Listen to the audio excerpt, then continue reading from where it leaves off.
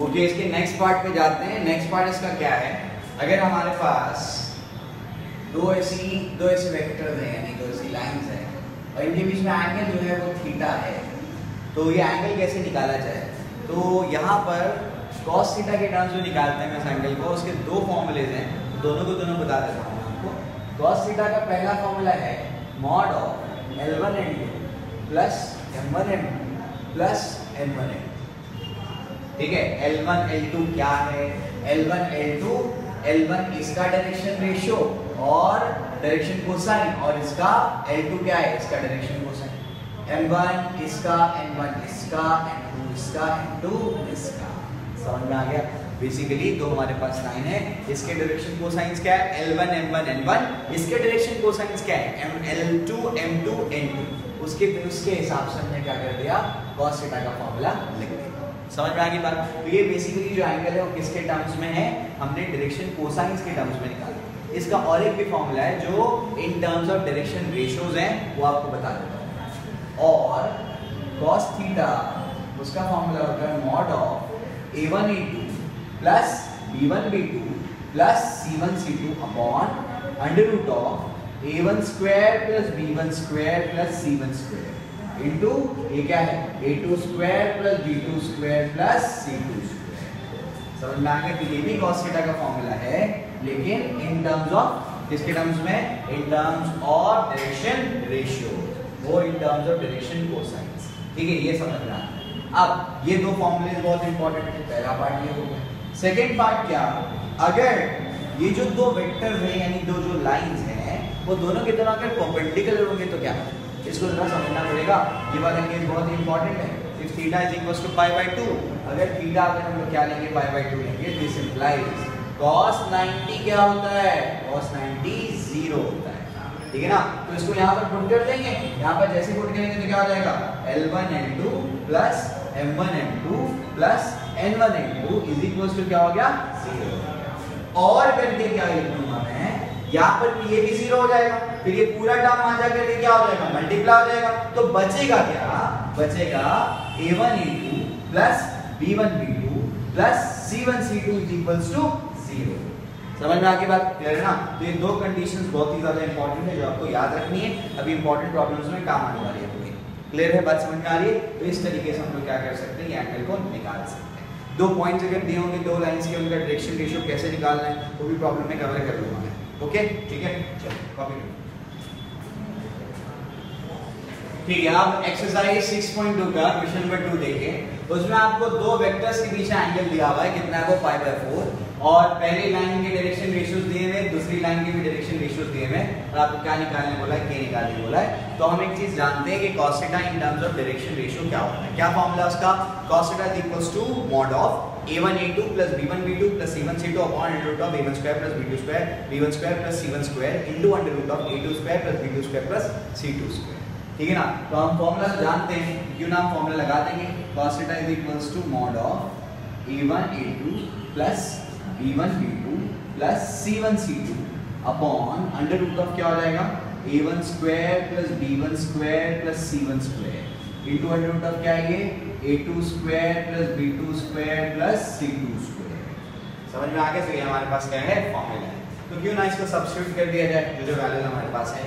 तो देयरफॉर जाएगा cos of pi by 4 और यहाँ पर मॉड ऑफ A1 A2 इन दोनों को मल्टीप्लाई कर दो। ऐसे एग्जाम में लिखना जैसे मैंने लिखा है ताकि आसानी हो मल्टीप्लिकेशन में। 1 इंटू 1 प्लस क्या है ये? 2 इंटू 3 के प्लस क्या है अपने पास? 1 इंटू 1। डिनोमिनेटर में क्या आएगा? Under root of A1 square plus B1 square plus C1 square. तो क्या हो जाएगा? 1 plus 4 plus 1 into under root of यहाँ पर क्या हो जाएगा? A2 स्क्वायर प्लस 3k, ये क्या हो जाएगा? 1 प्लस 9k स्क्वायर प्लस 1। ठीक है ना? cos पाई बाय 4 कितना होता है? पाई बाय 4 होता है हमारे पास cos pi by 4 is equals to कितना होता है? 180 यानी क्या? cos 45। समझ में आ गया? ये कितना होगा? 1/√2 रहेगा। 1/√2 इज इक्वल्स टू क्या हो जाएगा? ये रहेगा 1 प्लस 6k प्लस 1 यानी क्या हो जाएगा? ये हो जाएगा 2 प्लस 6k और डिनोमिनेटर में क्या बचेगा?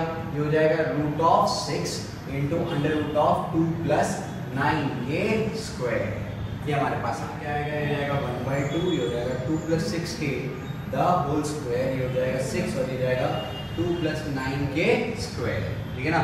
इसके बाद के लिए क्या करेंगे हम लोग, इसके बाद जो है therefore ये हो जाएगा 6 × 2 + 9k square is equal to 2 × 2 + 6k the whole square, ठीक है ना। ये हमारे पास है, ठीक।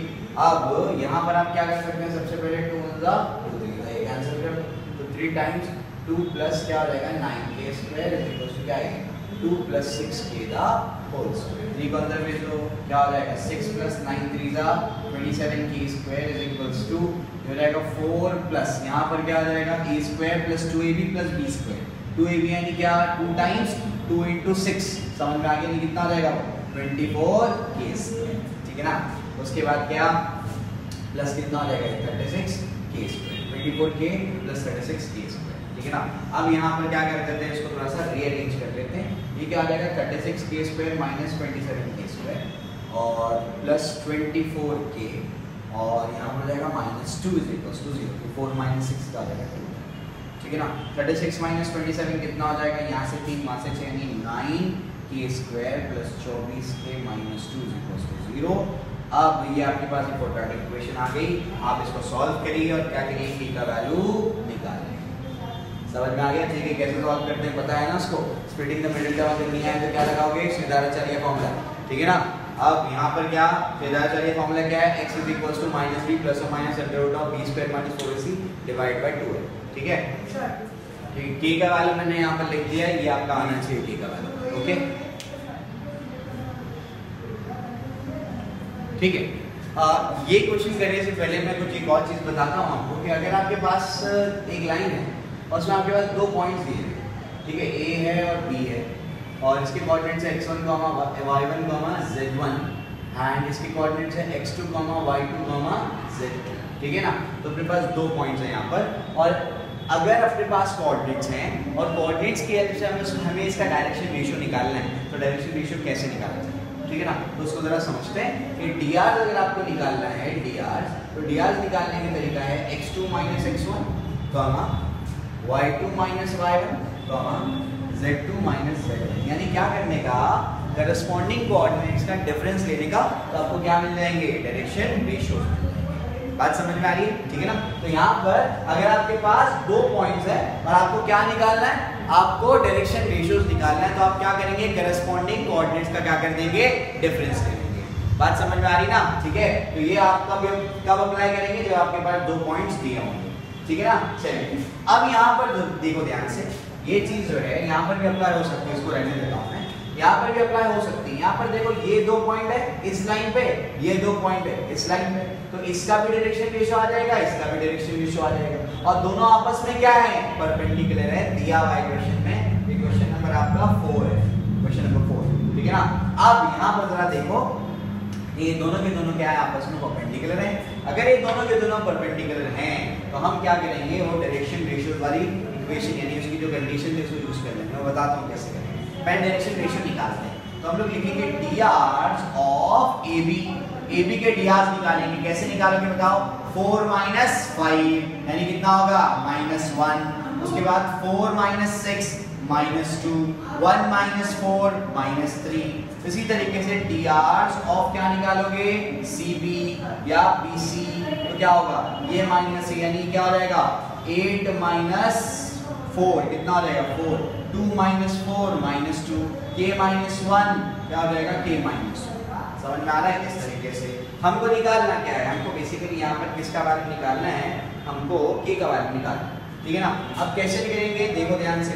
यहाँ पर एक चीज मैं जानता हूँ, वो ये थी कि हमने ये पढ़ा था कि अगर 2 लाइंस परपेंडिकुलर होंगी, 2 वेक्टर्स अगर परपेंडिकुलर होंगे तो एक कंडीशन होती है a1 a2 plus b1 b2 plus c1 c2 is equals to 0। ये आपका a1 b1 c1 a2 b2 c2 है ना। तो इसके यहाँ पर अप्लाई कर दो, देयरफॉर क्या आ जाएगा -1 × 4, उसके बाद क्या आ जाएगा, ये आ जाएगा -2 × -2, उसके बाद क्या आ जाएगा, ये -3 × k - 1 इज इक्वल्स टू क्या आ जाएगा 0। ये देयरफॉर क्या आ जाएगा -4, तो हो जाएगा +4, हो जाएगा -3 × k - 1 इज इक्वल्स टू 0। -1 + 1 क्या हो गया कैंसिल, देयरफॉर क्या हो जाएगा k - 1 = a भी नीचे चले जाएगा ना, हो जाएगा 0, देयरफॉर k का वैल्यू क्या आ जाएगा 1। समझा? तो आपको मैंने एक और चीज समझा दी कि अगर आपके पास एक लाइन है और उसमें दो कोऑर्डिनेट्स आपको दिए हुए तो उसका dr कैसे निकालेंगे, क्या करते हो करस्पॉन्डिंग कोऑर्डिनेट्स का डिफरेंस दे दो, आपको डायरेक्शन रेशियोज मिलता है। क्लियर है? ठीक है, एक्सरसाइज 6.2 में जो क्वेश्चन नंबर 7 है उसमें देखिए ध्यान से, आपको बोला क्या है find the direction ratios of a vector perpendicular to two lines whose direction ratios are. आप क्या बोला है, डायरेक्शन रेशियोज जो है एक वेक्टर का निकालने बोला है जो दो लाइंस को परपेंडिकुलर है। ऐसा कुछ हो सकता है, ये एक लाइन है, ये एक लाइन है और ये एक लाइन क्या है, ये दोनों के दोनों को क्या है परपेंडिकुलर है।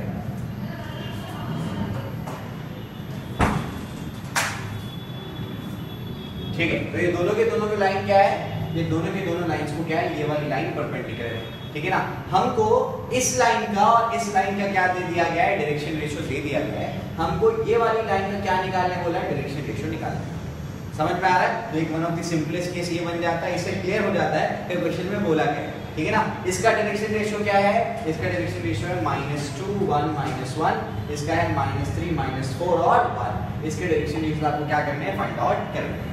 ठीक है ना, तो कैसे करेंगे उसको देख लेते हैं। इसको मैं रब कर देता हूं अभी और अभी इसको सॉल्व करेंगे। एक चीज मैं जानता हूं कि अगर लाइंस परपेंडिकुलर हैं, लाइंस अगर परपेंडिकुलर हैं तो एक कंडीशन क्या होती है, अभी कराया था मैंने, a1 a2 + b1 b2 + c1 c2 = क्या हो जाता है 0 हो जाता है। वही यहाँ पर हम लोग यूज करेंगे क्योंकि हमारे पास डायरेक्शन रेशियो दे दिया हुआ है। तो यहाँ पर फर्स्ट वाले क्वेश्चन में a1 क्या है, a1 है -2, b1 है 1, c1 है -1 and a2 is -3, b2 is -4, c2 is 1। ठीक है ना, ये ऐसा हमारे पास है। ठीक है, चलिए अब इसके बाद क्या, देखिए ध्यान से, यहाँ पर जो है हम लोगों को क्या निकालना है, ये पता है कि दोनों के दोनों क्या है परपेंडिकुलर है। ठीक है, अगर ये दोनों के दोनों परपेंडिकुलर है, और एक बात बता दूं कि ये वाली जो लाइन थी ना, ये वाली लाइन जिसका हमको डायरेक्शन रेशियो निकालना था, इसके डायरेक्शन रेशियो मान लेते हैं क्या है ABC है। ठीक है ना, इसके क्या है ABC। ये वाले का क्या था A1 B1 C1, इसका क्या था A2 B2 C2, इसका क्या मान लिया ABC। एक चीज हम जानते हैं, विकेट यानी क्या, वी नो दैट क्या A1 A2 + B1 B2 + C1 C2 = क्या है 0। समझ में आ रहा है? ठीक है ना, अब A1 तो मेरे पास क्या है -2 है ना, देखो ये पहली लाइन, ये ऐसी लाइन, ठीक है ना, तो ये A1 B1 C1 और ये क्या है ABC। तो A1 इंटू क्या होगा, A2 मेरा क्या है A, जिसके साथ वो परपेंडिकुलर है, इसके साथ थोड़ी परपेंडिकुलर है, ये जो है इसके साथ परपेंडिकुलर है। ठीक है ना, तो A1 इंटू क्या हो जाएगा A + B1 इंटू क्या हो जाएगा B + C1 इंटू क्या हो जाएगा -1 इंटू क्या हो जाएगा C = 0। तो देयरफॉर क्या मिल रहा है, देयरफॉर -2a + b - c = 0। ये एक इक्वेशन बन गई, इक्वेशन बन गई। सिमिलरली हम क्या करेंगे, सेकंड वाले के लगाएंगे।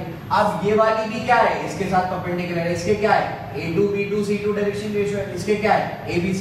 तो A2 × A करेंगे, A2 × क्या है, यानी क्या हो जाएगा -3a, उसके बाद क्या हो जाएगा बताओ, उसके बाद हो जाएगा हमारे पास क्या -4 × B, उसके बाद क्या हो जाएगा 1 × C = क्या हो जाएगा 0। तो देयरफॉर हो जाएगा -3a - 4b + c = 0। ये क्या है, इक्वेशन नंबर 2 है। समझ में आ गया? अब क्या करना है हम लोग को, अब हम लोग इसके डायरेक्शन रेशियोज फाइंड आउट करने, उसको कैसे करेंगे, यहाँ पर हम लोग लगाते हैं क्रॉस मल्टीप्लिकेशन मेथड, क्योंकि ये लीनियर इक्वेशन है। लेकिन अभी वो अगर नहीं याद है तो कोई बात नहीं, मैं ट्रिक बता देता हूँ याद करने की। वो ट्रिक ये है, a/mod = -b/mod = c/mod। Basically determinant है, क्या ये मॉड नहीं, क्या है डिटर्मिनेंट है। ठीक है, तो यहाँ पर क्या, ठीक है, तो हम काम करते हैं, इसका ट्रिक ये है a/determinant -b/determinant और c/determinant। अब यहाँ पर ये डिटर्मिनेंट में क्या करेंगे, जब आप क्या करेंगे a लिखेंगे यहाँ पर, तो आप a वाले को छोड़ करके b और c वाले को लेंगे। तो ये वाले को जरा गौर से देखो, इसको भी गौर से देखो। जब a वाले को लेंगे, a ऊपर है तो क्या करने का, a वाले को छोड़ दो, b और c वाले को लो। तो 1 और -1 -4 और 1, तो 1 -1 और क्या है -4 और 1, इस तरीके से। जब b लिखेंगे तो क्या करेंगे, a वाले को छोड़ देंगे, b वाले को छोड़ देंगे। तो यहाँ पर क्या हो जाएगा -2 -2, इसका कोएफिशिएंट क्या है 1, -3 एंड उसके बाद क्या है 1। फिर जब हम क्या करेंगे सी लिखेंगे तो सी वाला को छोड़ देंगे तो क्या होगा -2 1, उसके बाद क्या है -3 -4। इसको सॉल्व करेंगे, इसको सॉल्व करने में क्या होगा a अपॉन इसका अगर डिटर्मिनेंट निकालेंगे तो 1, ये क्या हो जाएगा -4, ठीक है ना, हो जाएगा -b अपॉन ये क्या हो जाएगा -2 और ये क्या हो जाएगा +3, ठीक है ना। उसके बाद क्या हो जाएगा देखिए ध्यान से, ठीक है, यहाँ पर होने वाला है अपने पास इज इक्वल्स टू यहाँ पर हो जाएगा c अपॉन समथिंग ये हो जाएगा c अपॉन ये हो जाएगा 8 और क्या हो जाएगा 3, समझ में आ रहा है, ठीक है ना। अब उसके बाद इसको सॉल्व कर लेंगे, देयरफॉर क्या हो जाएगा a अपॉन हो जाएगा -3 माइनस b अपॉन क्या हो जाएगा ये जाएगा 1, ठीक है, -b upon 1 is equals to c upon 3 क्या होता है 11, समझ में आ गया, ठीक है ना। तो इस तरीके से हमारे पास क्या आया, इस माइनस को नीचे भेज देते हैं। तो बेसिकली डायरेक्शन रेशियोज क्या है, डायरेक्शन रेशियो है -3 -1 और 11, ठीक है।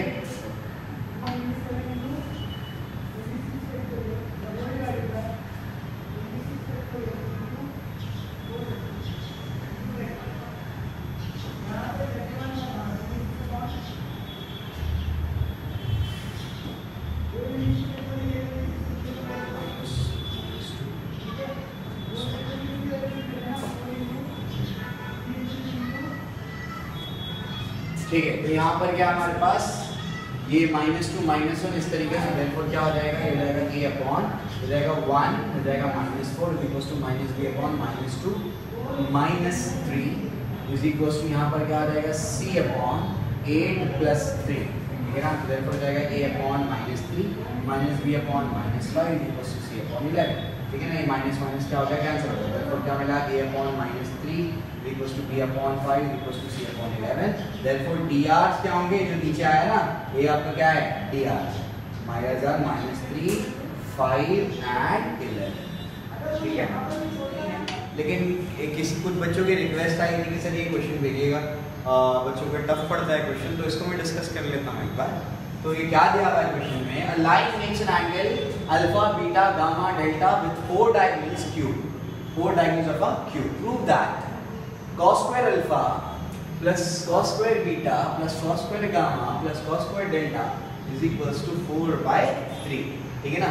तो हमको बेसिकली यहाँ पर क्या है, एक ऐसी लाइन है, कोई तो वहाँ पर लाइन होगी, कैसे भी कहीं भी लाइन होगी, जो चारों डायगोनल्स के साथ, यहाँ पर 4 डायगोनल है, ध्यान रखना है, क्योंकि ये क्यूब है, क्या ये क्यूब है, क्यूब के अंदर कितने डायगोनल्स होते हैं 4 डायगोनल्स होते हैं। चाहिए डायगोनल क्या होता है, दो अपोजिट वर्टेक्स को जोड़ने वाली लाइन को क्या कहते हैं डायगोनल कहते हैं, समझ में आ गया। तो यहाँ पर कितने डायगोनल्स होंगे 4 डायगोनल्स होंगे, ठीक है। और आपको बोला है कि ऐसी लाइन है जिसने वो चारों डायगोनल्स के साथ में कुछ ना कुछ एंगल बनाया, वो एंगल क्या है, किसी एक डायगोनल के साथ में अल्फा, किसी के साथ बीटा, किसी के साथ गामा, किसी के साथ डेल्टा। तो आपको प्रूव करना है cos square alpha plus cos square beta plus cos square gamma plus cos square delta equals to 4/3, ठीक है ना। ये क्वेश्चन करने के लिए हमको सबसे पहले क्या करना पड़ेगा, हमें इसके कोऑर्डिनेट्स पता करने पड़ेंगे, कोऑर्डिनेट्स पता करना पड़ेंगे। कोऑर्डिनेट्स पता इसलिए करने पड़ेंगे क्योंकि हम एक चीज़ जानते हैं, cos थीटा क्या होता है, cos थीटा होता है a1 a2 plus b1 b2 plus c1 c2 upon √ of a1 square plus b1 square plus c1 square और into a2 square plus b2 square plus c2 square. ये हम जानते हैं, मैं सीक्वेंस बता रहा हूँ कैसे सॉल्व करें। कोई भी दो लाइंस के बीच का एंगल अगर आपको निकालना है तो आप ये फॉर्मूला लगा सकते हैं, ठीक है ना। चलो, तो कोई एक डायगोनल होगा, कोई एक डायगोनल, और ये मेरा गिवन लाइन, ये क्या है डायगोनल और मेरा क्या है लाइन। इन दोनों के बीच में एंगल मान लो कितना है अल्फा, कितना एंगल है अल्फा। यहाँ पर क्या लिखूंगा cos अल्फा, ठीक है ना। फिर आगे बढ़ने के लिए मुझे दोनों के दोनों का क्या चाहिए, डायरेक्शन रेशियोज चाहिए, समझ में आ गया। अब इसका ये मतलब है कि अगर मैं ये एंगल वाला, मुझे एंगल दिया गया तो मैं एंगल वाला फॉर्मूला लगाऊंगा। एंगल वाला फॉर्मूले में मुझे प्रोसीड करने के लिए क्या रिक्वायर्ड है, डायरेक्शन रेशियोज रिक्वायर्ड है। अब डायरेक्शन रेशियो तो मेरे पास है नहीं, डायरेक्शन रेशियो पता करने के लिए मुझे क्या चाहिए, डायरेक्शन रेशियो पता करने के लिए अगर मेरे पास ये लाइंस हैं और अगर मुझे कोऑर्डिनेट्स उसके मिल जाए, तो मैंने कहा था अभी कि अगर आप क्या कर लेंगे, करस्पॉन्डिंग कोऑर्डिनेट्स का डिफरेंस ले लेंगे, तब भी आपको क्या मिल जाएगा, डायरेक्शन रेशियो मिल जाएगा। समझ में आ गया। तो डायरेक्शन रेशियो को फाइंड आउट करने का ये भी तरीका है। तो सीक्वेंस समझ में आ रहा है कि एंगल दिया हुआ है तो एंगल का फॉर्मूला लगाएंगे, उसके बाद प्रोसीड करना है तो डायरेक्शन रेशियो चाहिए। डायरेक्शन रेशियो अगर निकालना है तो क्या करना पड़ेगा, कोऑर्डिनेट्स निकालने पड़ेंगे। कोऑर्डिनेट्स कैसे निकालेंगे वो मैं समझा दूंगा। उसी में सबसे बड़ा कंफ्यूजन होता है, वो समझा देता हूँ मैं, ध्यान दो, सिंपल सा बात है, ठीक है। क्या है देखिए, सबसे पहला ये आपका क्या है, ओ ओरिजिन, इसको तो क्या होंगे 0,0,0, नो डाउट, ये तो सबको समझ में आ रहा है। इसका नाम दे देते हैं ABCD और EFGH, समझ में आ गया। तो चारों 8 कॉर्नर्स का मैंने क्या कर दिया, नाम। अब मुझे बताइए डायगोनल्स कहाँ कहाँ होंगे या कौन कौन से होंगे। एक तो B और H डायगोनल होगा, समझ में आ गया। दूसरा कौन सा डायगोनल होगा, E और C डायगोनल होगा। एक FD डायगोनल होगा और एक AG डायगोनल होगा। लिख देता हूं मैं कि यहाँ पर डायगोनल्स कौन कौन से हैं।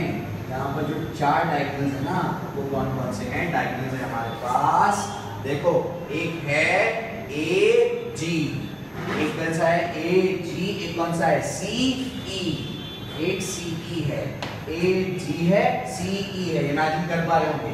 एक DF है और एक BH है, एक DF है और एक BH है। ये 4 डायगोनल्स हैं, समझ में आ रहा है। अब क्या करना पड़ेगा, मुझे इनके कोऑर्डिनेट्स पता करने पड़ेंगे। वो कैसे पता करूंगा वो समझो।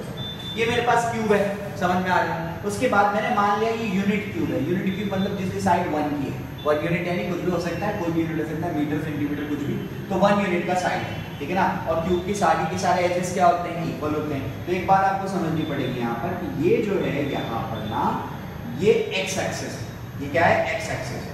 तो ये वाला तो सिर्फ एक्स में ही है ना वाई में है ना जेड में है, तो इसके कोऑर्डिनेट तो क्या बनेंगे 1,0,0, ये तो समझ में आ गया। क्योंकि ये वाला पॉइंट तो क्या है, सिर्फ एक्स एक्सिस पे लाई कर। अगर आप गौर से देखेंगे इस वाले पॉइंट को, तो ये कहाँ लाई कर रहा है, सिर्फ कहाँ लाई कर रहा है, वाई पे लाई कर रहा है। इसका क्या होगा 0,1,0, समझ में आ गई बात, ठीक है ना। उसके बाद इस पॉइंट की बात करते हैं, एच वाले की बात करते हैं। एच पॉइंट को देखो, ये एक्स में भी है, ये वाई में भी है। यहाँ से यहाँ तक का ये अगर 1 है तो ये भी क्या होगा 1 ही होगा। तो वाई में भी 1 है और एक्स में भी क्या है 1 है, यानी क्या होगा 1,1,0। ये भी समझ में आ गया, ठीक है ना। अब नीचे के तो पॉइंट्स हो गए, नीचे के सारे पॉइंट्स हो गए। ऊपर के पॉइंट्स की बात करते हैं। ऊपर के पॉइंट्स की अगर मैं बात करूं इसकी, तो ये देखो ये x में आ रहा था सिर्फ, ये सिर्फ y में था, ये सिर्फ कहाँ है z में, तो क्या होगा 0,0,1, समझ में आ गया। अब ये C वाले की बात करें अगर, तो C वाला सिर्फ कौन से प्लेन में है, YZ प्लेन में। अगर वो YZ प्लेन में है तो इसके कोऑर्डिनेट्स क्या बनेंगे, YZ प्लेन में x कोऑर्डिनेट क्या होता है 0, तो 1,1, 0,1, समझ में आ गया। उसी तरीके से A वाले की अगर बात करेंगे तो A वाले कौन से प्लेन में है, A वाला XZ प्लेन में है। XZ प्लेन में Y कोऑर्डिनेट क्या होगा 0, तो 1,0,1, समझ में आ गया। और ये वाला जो पॉइंट होगा ये तो तीनों में X में भी है, Y में भी है और Z में भी। देखिए X Y और यहाँ पर क्या है, तो ये क्या होगा 1,1,1, समझ में आ गया। सबसे बड़ा कंफ्यूजन इसमें यही होता है कि इसके कोऑर्डिनेट्स कैसे लिखेंगे, मैंने सिंपल तरीके से समझा दिया, ठीक है। लॉजिक समझ में आ गया। अब हम आगे बढ़ते हैं। आगे क्या, हमारे पास 4 डायगोनल्स है, हमारे पास के कोऑर्डिनेट्स भी है, हम उससे क्या निकाल लेंगे, डायरेक्शन रेशियो निकाल लेंगे, क्लियर है ना।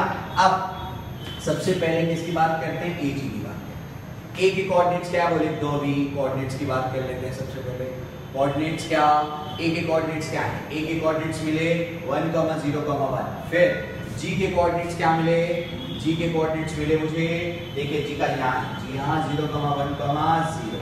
उसके बाद क्या आगे, किसके C के कोऑर्डिनेट्स क्या मिले, C के कोऑर्डिनेट 0,1,1। उसके बाद क्या आगे चलते हैं, आगे क्या हमारे पास और कौन से E के कोऑर्डिनेट्स क्या मिले, E के कोऑर्डिनेट्स है 1,0,0। उसके बाद आपके D के कोऑर्डिनेट्स क्या है, D के कोऑर्डिनेट्स देखिए, D के कोऑर्डिनेट्स आपके D कहाँ है, D यहाँ, तो क्या है 1,1,1। उसके बाद F के कोऑर्डिनेट्स क्या हैं, F के कोऑर्डिनेट्स ये 0,0,0, ठीक है। तो ये F के कोऑर्डिनेट्स हैं 0,0,0। F बोल दो O बोल दो, एक ही बात है, ठीक है। हमने दो नाम ले लिए एक्चुअली, ठीक है। तो वहाँ पर F बोल दो, बोल दो, एक ही बात है 0,0,0, ठीक है। उसके बाद क्या आगे चलते हैं, B के कोऑर्डिनेट्स क्या हैं, B के कोऑर्डिनेट्स है मेरे पास, इसको लिख लेते हैं। B के कोऑर्डिनेट्स क्या देखो 0,0,1 और मेरे पास लास्ट में H के कोऑर्डिनेट्स क्या है, H के कोऑर्डिनेट्स हैं 1,1,0। कोऑर्डिनेट्स मिल गए। अब इससे क्या कर लेंगे हम लोग, अब इससे हम लोग फाइंड आउट कर लेंगे हमारा डायरेक्शन रेशियो, ठीक है। चलो आगे चलते हैं।